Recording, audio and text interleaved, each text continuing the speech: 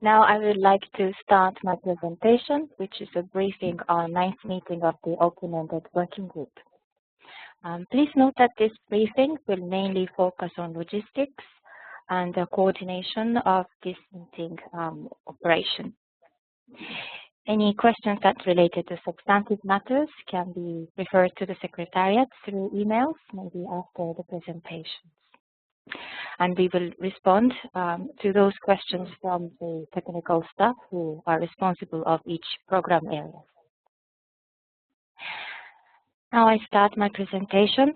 The work program of the Open-Ended Working Group for this biennium was adopted at last Basel Convention's Conference of the Parties. It is contained in Decision BC 11/19.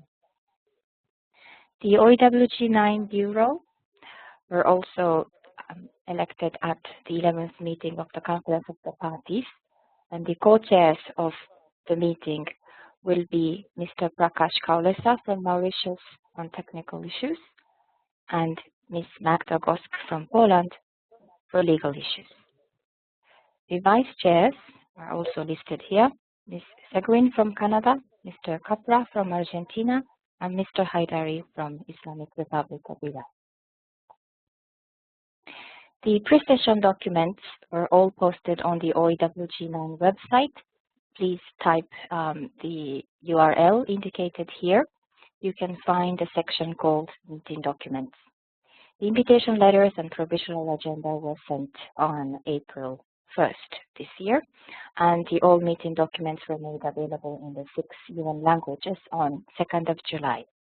There are some information documents that are still missing, but they will all be available soon. Here it lists the dates and venue of OEWG9 and other related meetings. The dates are 16 to 19 September 2014.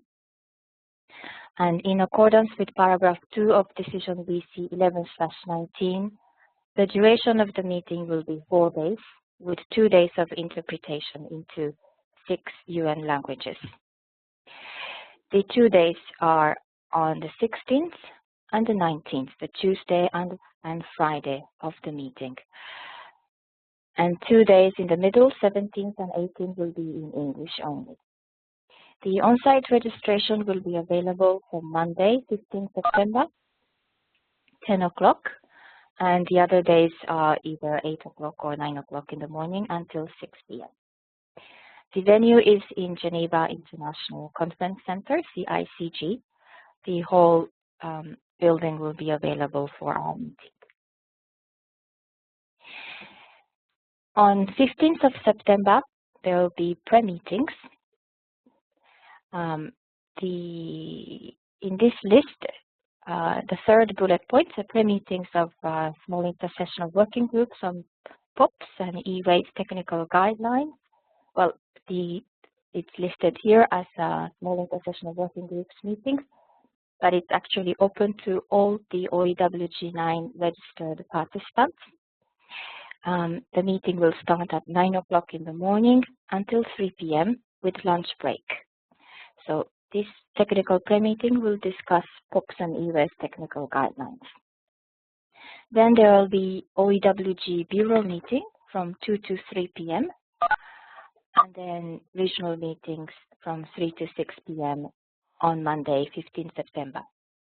Bureau meeting and regional meetings will also take place during the week of OEWG, so from Tuesday to Friday in the morning. The schedule of pre-meetings are also posted on the OEWG9 website in more details. Side events are also scheduled during the lunchtime from Tuesday to Friday. The tentative schedule of side events will be posted very soon, maybe later this afternoon.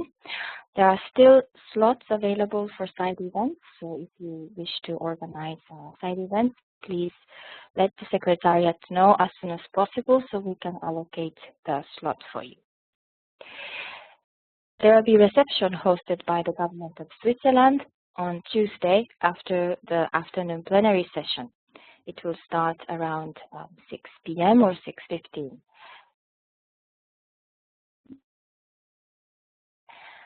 As I have mentioned earlier, the language of this meeting was decided at the 11th meeting of the Conference of the Parties. So the plenary will be from 10 to 3 p.m. and 3 to 6 p.m. on Tuesday, 16 September and Friday, 19 September. And those sessions will be in the 6 languages. And then contact groups will meet as needed, mainly on Wednesday and Thursday, the whole day, and also Tuesday evening and possibly during the lunchtime on Friday, 19 September. Those contact group meetings will be in English only, as the same as other subsidiary meetings and Conference of the Parties meetings. The documents related to organization of work are contained in OEWG9 1/add1 annotated agenda, scenario note INF/1, and tentative schedule of the meeting INF/2. If you look at the tentative schedule of the meeting, which is INF/2, most of the agenda items will be introduced on the first day, Tuesday, 16 September, so that if contact groups are needed, then those groups will be established. And the groups can work on Tuesday evening and Wednesday, Thursday, and then the groups can report on their progress made on Friday. The agenda items on Friday, if needed, such new groups can be established for the potential meeting during lunchtime. The meeting will be paperless, so there will be no hard copies distributed. There will be intranet established for distribution of conference room papers as well as pre-session documents. Participants' travel, the deadline for requesting travel fund was 2nd of June 2014, and funding was provided for up to 1 participant per party that is developing or economy in transition countries. For this meeting, the funding was received or pledged from donor countries. The total amount was $386,867 as of 15th of August. And the number of funded participants so far is 64. The next 2 slides, I will provide highlights of the agenda. The first to highlight is on strategic issues. Under this item, we will discuss strategic framework, Cartagena Declaration, and guidelines for environmental sound management. There will be also an agenda on options for operation of the OEWG. This is mainly to discuss how the open-ended working groups should operate in the future, including the organization of its meetings. So OEWG9 will be the first attempt to have 2 days of interpretations and 2 days in English only. The decision was made at the 11th meeting of the Conference of the Parties, and there will be recommendation from the open-ended working group to COP12 for further decision-making on how the OEWG should operate in the future.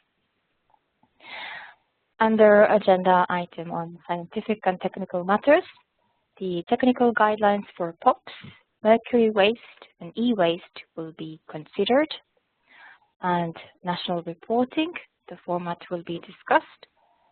Amendments to Annex 9 to the Basel Convention, this was a discussion continued from last OEWG and COP11. Then under legal governance and enforcement matters, there will be ICC consultation. The OEWG will review the documents that are contained in INF documents, to provide some comments and guidance on how the documents be developed. Another item is providing further legal clarity. The second slide lists international cooperation and coordination that includes discussion related to PACE, and environmentally sound dismantling of ships, and other international cooperation. Financial matters will also be presented for information, and work program of the OEWG for 2016 and 2017. The OEWG will have its draft work program to be forwarded to COP12. Under other matters, report on the first meeting of the INFORCE will be provided by the chair of the network. Also, the Secretariat would provide information on science fair that will be held at 2015 COPs. So this is it for my presentation, and I can see that Ms. Magda Gosk is also, who is one of the co-chairs of the meeting, is participating in this webinar, so the question can also be referred to her. Thank you. Thank you, Kay. We're now going to go with Yvonne's presentation.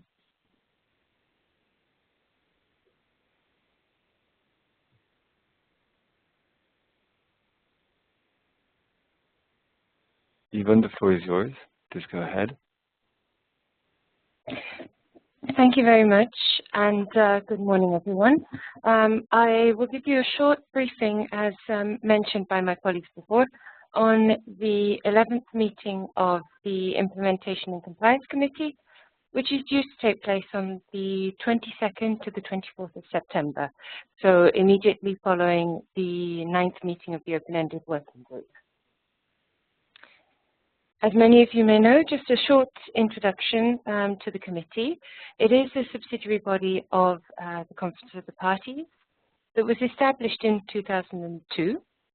It has its terms of reference and is composed of 15 members who represent all 5 United Nations regional groups and have expertise in scientific, technical, socioeconomic, and/or legal fields.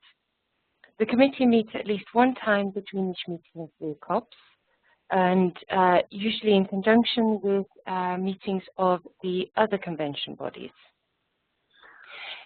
Its objective is to assist parties in complying with their obligations under the convention, to facilitate, promote, monitor, and aim to secure implementation of and compliance with obligations under the convention. In achieving that objective, it has a dual-pronged mandate, both in relation to specific submissions, under which it considers any submission made in accordance with its terms of reference, with a view to determining the facts and root causes of the matter of concern, and assist in resolving the matter of concern. The committee also has a general review mandate, which is directed by the Conference of the Parties. And under that mandate, it reviews general issues of compliance and implementation under the Convention.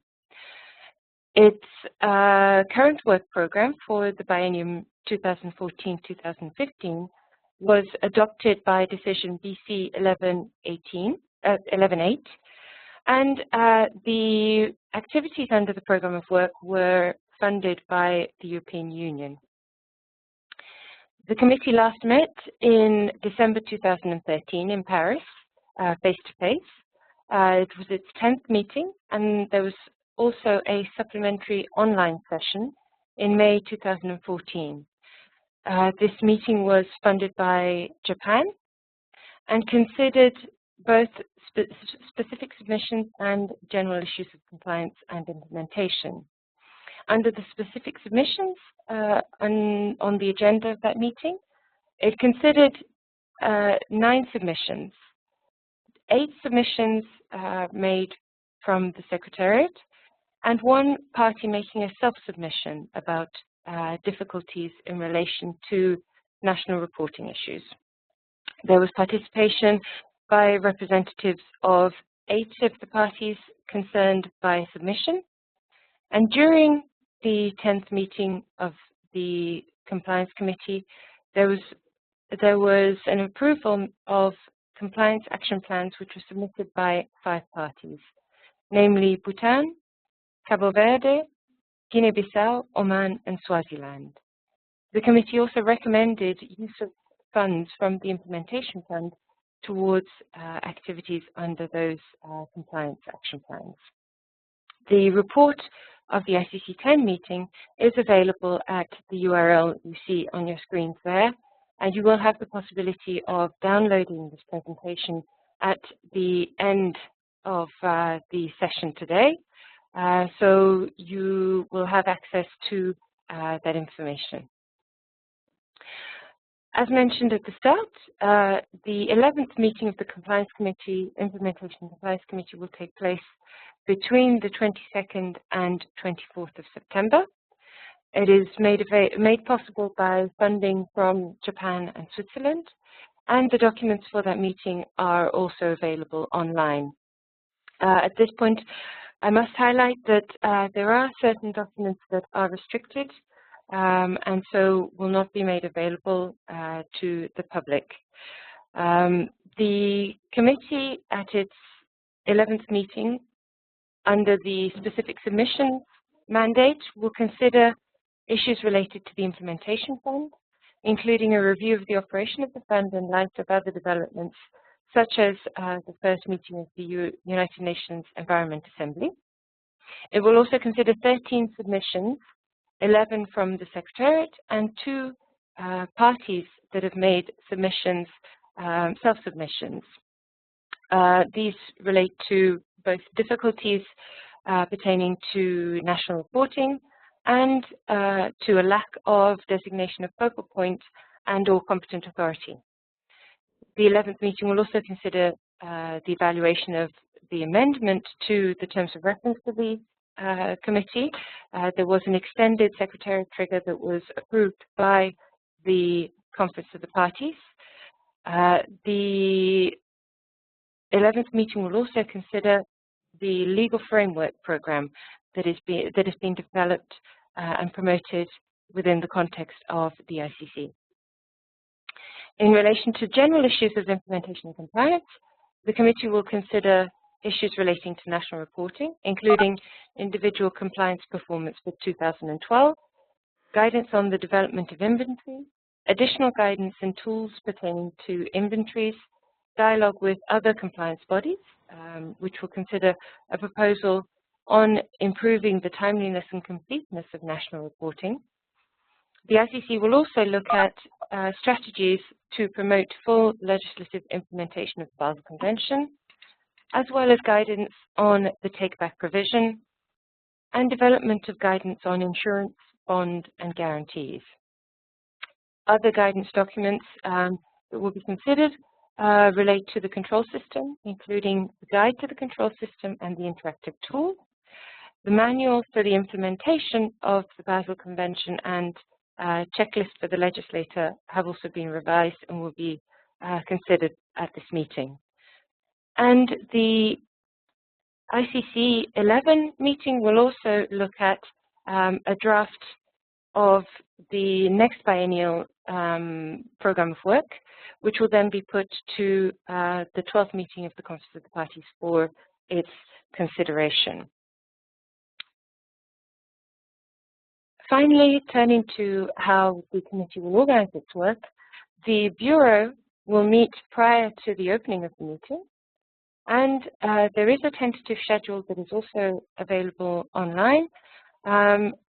It is anticipated that the specific submissions, which are given priority in accordance with the mandate from the Conference of the Parties, the specific submissions will be considered on Monday 22nd and the morning of Tuesday 23rd September, with the participation of the parties concerned by a submission. There will also be consideration of the general issues of implementation and compliance on the afternoon of Tuesday 23rd of September and during the day of Wednesday the 24th of September. Thank you very much for your attention, and I now turn you back to the host.